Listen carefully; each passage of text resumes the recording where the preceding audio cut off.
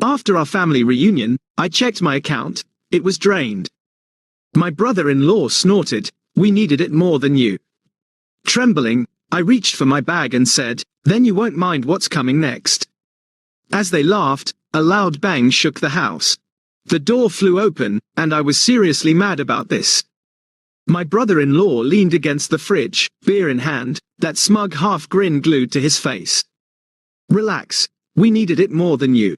I blinked, my thumb hovering over the refresh button on my banking app. I'd already hit it 3 times. It still showed the same number. Hello. If you like stories, please subscribe to my channel. Thanks for watching. Let's dive into the story. For $87, that couldn't be right. Yesterday, I had over $14,000. $14,000? You what? My voice cracked a little. My sister let out a laugh from the couch.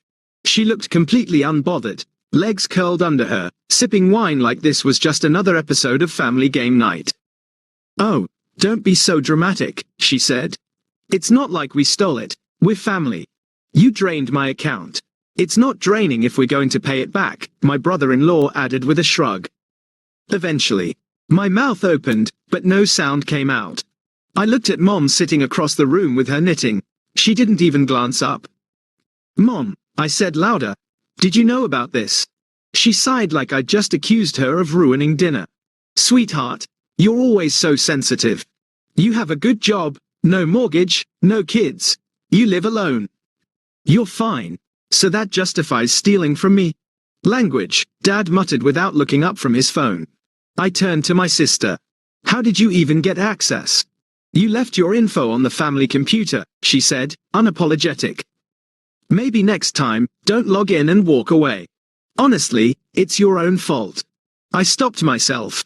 My fingers curled into fists, my breathing shallow.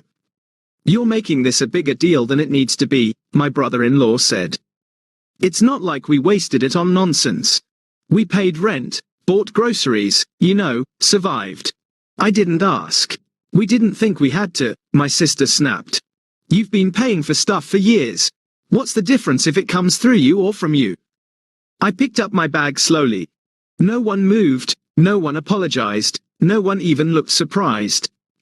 "You're leaving already?" Mom asked. "Yep," I said, zipping my coat, "but don't worry, I'll be in touch." "Don't like that," my sister rolled her eyes.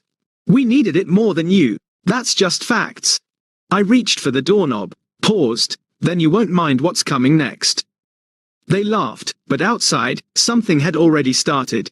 "You always helped. That's what you're for, right? Hey, you okay?" It was my cousin catching up to me outside as I marched to my car, fists clenched and jaw locked. "No," I muttered, yanking open the door. "I heard what she said," she added carefully. "That wasn't right." I didn't answer because if I spoke, I'd scream. The thing is, this wasn't the first time. For years, I've been the responsible one with the stable job, the one who didn't need help. So somehow that made me the family wallet. It started small. My sister forgot to pay her phone bill once. I covered it. Then my brother-in-law lost his job and asked to borrow a little something to get through the month. Then there was a birthday gift for the daughter I offered to pay for. Except I didn't, they just assumed I would. And every time, they made it sound like I owed it to them. "You're lucky," Mom would say, her voice sweet but sharp underneath. "You don't have the struggles your sister does. God gave you ease so you could share it. Family means supporting each other," Dad chimed in more than once. "You wouldn't be here if it weren't for us." Translation: "We gave you life. Now give us your paycheck." I never asked for anything. Not when I was laid off for 6 months and lived off rice and eggs, not when I skipped vacations for 3 straight years just to rebuild my savings, not even when I helped pay off my sister and brother-in-law's credit card debt 2 years ago. They never paid me back, never even said thank you. Still coming to the family reunion, my sister had asked last week. "Yeah," I replied, "should I bring something?" Her answer came quick. "Just bring yourself, and your card." I thought it was a joke. Now I know it wasn't. 2 days after the incident, my sister called me. I didn't answer. She called again and again, then my brother-in-law texted, "Just call her, man, she's freaking out." I finally picked up on the 5th try. We have a problem, she started, her voice low, shaky. Oh, we do. Look, don't be like that. Something happened. I stayed silent. She continued, the power company came today. We're behind on the bill, like way behind, and they're threatening to shut it off if we don't pay by Monday, so. She paused. So we need your help. I laughed, a short, bitter sound. You drained my savings, and now you're asking for more? It wasn't just for us, she snapped. We used some of it to help Mom and Dad too. Dad's car broke down last month. Remember? I wasn't told. Because you always say no when it's not an emergency. Sister, I said flatly, this isn't just messed up, it's criminal. You're being dramatic. It's family. You didn't ask me. We didn't think you'd mind. You've always helped. That's what you're for, right? There it was, that's what you're for. That night, I couldn't sleep. I lay awake, going over every moment from the past 5 years. Favors, the small transfers, the way Mom always said, you're the strong one, the way my sister rolled her eyes if I hesitated for even a second. They never saw me as a brother, a son, a person, just a resource. 3 days later, Mom called. We need to talk. She didn't ask how I was, about my job. She didn't even ask about the missing money. We're planning a family dinner, just us. Come over tonight. My stomach dropped. What's this really about? You've caused a lot of tension, she said, her voice low. Tension? Still, I went. Part of me wanted answers, the other part wanted to see if they'd even bother pretending to be sorry. They didn't. When I walked in, my sister was already there, arms crossed. My brother-in-law sat beside her, looking bored. Mom was in the kitchen. Dad flipped through the mail like nothing had happened. So, my sister started as I sat down. Are we going to act like adults or what? Depends, I said. Are you ready to confess felony theft? She scoffed. God, you're so extra. It wasn't theft. It was family money. You always help. We needed it. My brother-in-law nodded. You can spare it, so why the drama? I didn't give permission. You didn't say no either, my sister muttered, because I didn't know details. I turned to Mom. And you're just okay with this? She looked away. We all agreed you've always been the one who could handle it. No one even thought to ask. We trusted you. Trusted to do what's right, Dad chimed in. I stood up. Right. Letting you steal from me while smiling to my face. Stop saying steal, my sister shouted. It was for the family. Then you won't mind when the family deals with the consequences. What does that mean? My brother-in-law narrowed his eyes. I didn't answer. Not yet. You don't get to cry now. When I stepped inside the house, everyone was already there. Mom was setting the table, clinking plates louder than necessary. Dad sat on the couch, flipping channels like this was a normal Thursday night. My sister stood by the window, arms folded, jaw tight. My brother-in-law lounged at the end of the table like he was about to watch a game, not face the consequence of draining someone's life savings. Well, look who showed up, my sister said dryly. I dropped my bag near the door without a word. Let's just get this over with, I muttered. Good, my brother-in-law grinned. Maybe we can finally stop pretending you were robbed. I was robbed. I sat down. That was the cue. Mom cleared her throat. We know you're upset, but you have to understand we were struggling, didn't have any other options. Your sister and brother-in-law, they were drowning, and you. You've always been the stable one, Dad added. We knew we could count on you. You didn't ask, I said, voice cold. You took. That's not family, that's theft. My sister rolled her eyes. You're being so dramatic. We didn't spend it on crap, we used it where it mattered. No. I reached into my bag, pulled out a printed spreadsheet, and slammed it on the table. $172 on makeup, $900 on takeout, $2,300 to pay off your car loan, brother-in-law. Didn't think I'd check. My brother-in-law leaned forward, face dark. You went through our accounts. Oh, I did more than that. I opened my laptop. The screen lit up with a neat, color-coded breakdown. Every charge, every transfer, all traceable. I compiled every transaction. I filed a fraud report, and guess what? They got back to me. My sister's eyes widened. You didn't. I did. You called the police, she shrieked. I turned to Mom. Still think this is just family business? This is insane, Dad snapped. You want to put your own sister in jail? You put yourself there. Then came the knock. 3 hard, heavy pounds against the door. My sister went pale.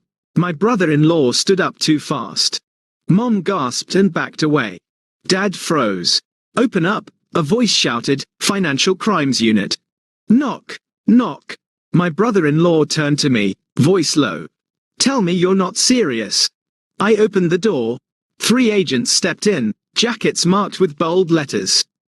One carried a clipboard, the second a tablet, the third surveyed the room. Are you the one who filed the report?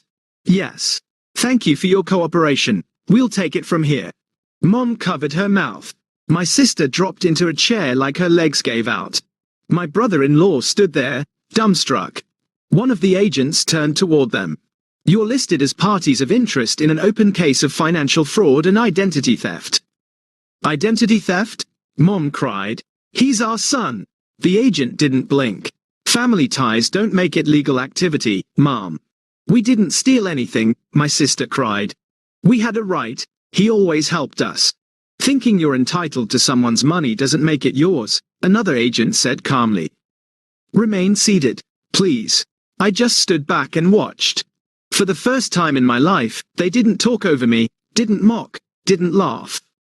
Mom turned to me, voice shaking, eyes already filling with tears. Please. We didn't mean to hurt you. We were just desperate. You've always been the strong one. You're the only one we could count on. I looked her dead in the eyes. You don't get to cry now. She covered her mouth and sobbed. My sister tried to say something, but no words came. My brother-in-law looked ready to bolt but sat down under the agent's stare. You want to talk about what family is? I said, stepping forward. It's trust. It's respect. Asking, not assuming. Not stealing. Laughing while you bleed me dry. They said nothing. I grabbed my bag from the floor and turned to the lead agent. I'll be outside. And this time, they didn't stop me. You're free now. Don't go back. I left the house in silence. No one chased me. No one called my name. For once, there was no guilt, no drama, no sister shrieking after me with her usual, how could you? Just the cold night air and the sound of tires crunching behind me as the investigators escorted them out one by one. I didn't stay to watch. That night, I drove without a destination, past closed coffee shops and glowing gas stations, my phone buzzing non-stop in the passenger seat. I didn't answer a single call. I didn't want to hear apologies shaped like excuses. By midnight, I ended up parked outside the only place that had ever felt like a safe harbor, my grandmother's old house. She'd passed a few years ago, but I still had the key. She used to say, if they ever turn on you, come here. The door will always open for you. And that night, it did. I slept for 11 hours straight, no texts, no guilt, no tension pressing down on my chest like it always did when I stayed near my family. When I woke up, I made coffee in a chipped mug and stood at the window, watching the sun crawl over the fence she used to garden behind. For the first time in years, I felt like I could breathe. But the silence didn't last. The first email came that afternoon from Dad. This has gone too far. You've humiliated the entire family. What happened to loyalty? I didn't reply. Then my sister texted, I hope you're happy. They're freezing my accounts. My husband's being investigated at work. You ruined our lives over a couple of payments. A couple. Try tens of thousands of dollars. Try 5 years of silent sacrifice. Then came Mom. A voicemail, her voice soft, cracking. You didn't have to do it this way. We could have handled it like a family, sweetheart. Please. They're threatening charges. They said we might lose the house. I replayed that line in my head. They might lose the house. And suddenly, I wasn't angry. I wasn't vindictive.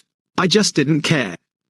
Because I'd already lost a home years ago when they decided I was worth more as a bank account than a son.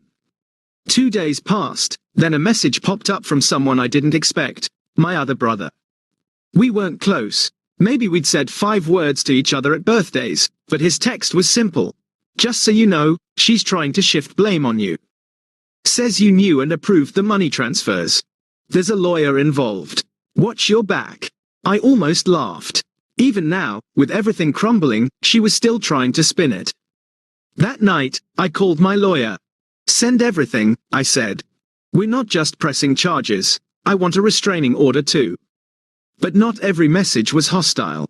A week later, I got a short email from my sister-in-law. I know we haven't spoken in years, but I just wanted to say you were right about all of it. About how they treat you, how toxic it's gotten. I used to think you were just cold. Now I think you're brave. I stared at her message for a long time. Brave. No one in my family had ever used that word for me. One morning, my phone rang again, unknown number. I almost declined it, but something told me to pick up. It's your sister. The voice was small, hoarse. I didn't say anything. She kept talking. Look, I know I messed up, okay? I went too far. I didn't think it would go like this. My husband's been suspended, Mom won't stop crying, Dad won't even speak to me, and you. She hesitated. You always had the power to ruin everything, and you finally did. I didn't speak for a moment, then I said flatly, I didn't ruin anything. I just stopped letting you walk over me. Silence. Can you just stop it now? Drop the charges, please. I'll do anything. Just make it stop.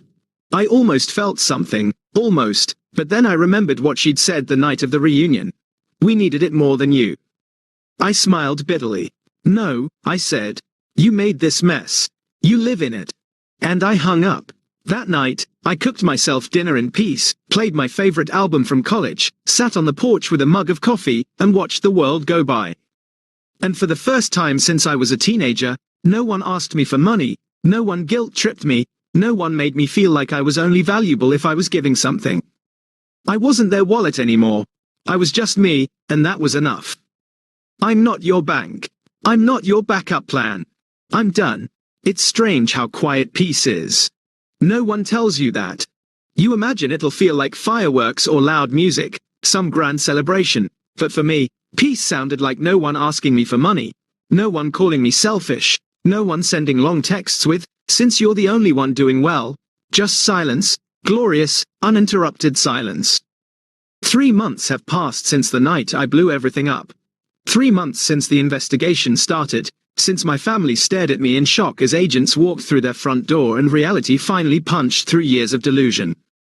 They say you can't choose your family. Maybe that's true, but you can choose how much of yourself you're willing to lose trying to keep them happy, and I was done losing. The fallout came fast. My sister and brother-in-law tried damage control. First, a lawyer emailed my attorney, offering to privately resolve the situation. No apology, no ownership, just damage control. I told my lawyer, let it burn. A week later, Mom sent a letter, 10 pages, her handwriting still neat but trembling in parts. She wrote about how things got out of hand, how they never meant to hurt me, how she hoped I could see the bigger picture. We just assumed you'd always be there, she wrote. That's what good sons do. That line stuck with me because it said everything. Not, we were wrong. Not, you didn't deserve that. Just, you were supposed to stay quiet and keep giving. I didn't write back. I didn't call. And for the first time in my life, I didn't feel guilty about it. I moved. New apartment. New state. No more accidental drop-ins from relatives. No more surprise visits from my sister. I even changed my number.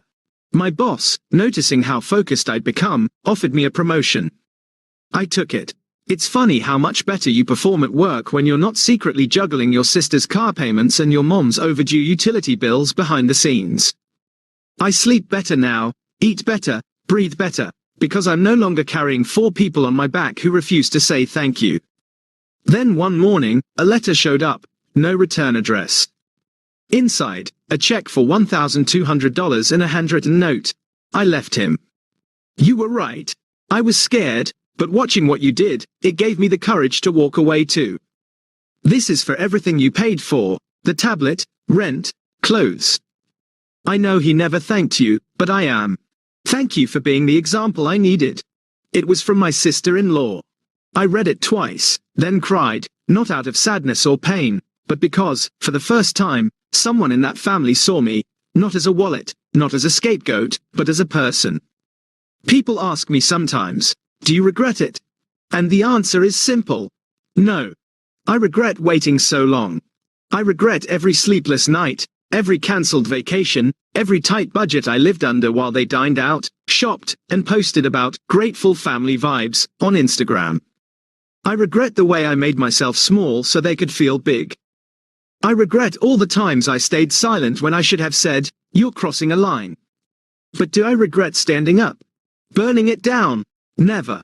My therapist once asked me, why did it take you so long to say no? And I said, because I thought that saying no meant I didn't love them.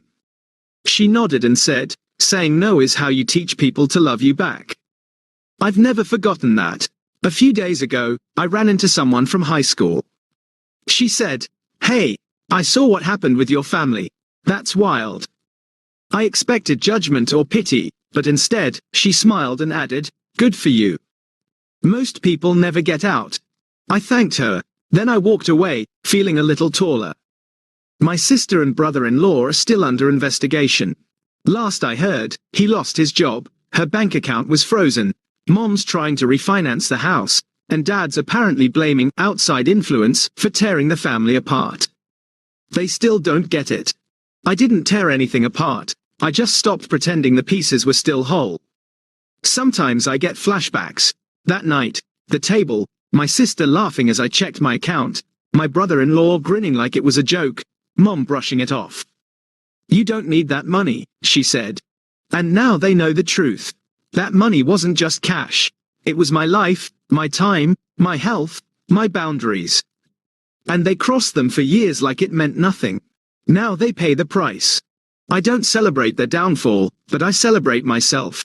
For surviving it, for walking away, for not going back, even when the silence felt lonely, even when the guilt whispered in my ear like it used to. Because that silence, it's freedom. So if you're reading this and you've been the strong one, the responsible one, the good son or good daughter who's expected to pay and never say a word, let me tell you what I wish someone had told me. You don't have to set yourself on fire to keep others warm. You're allowed to stop. You're allowed to walk away. And when you do, you don't lose a family. You find yourself.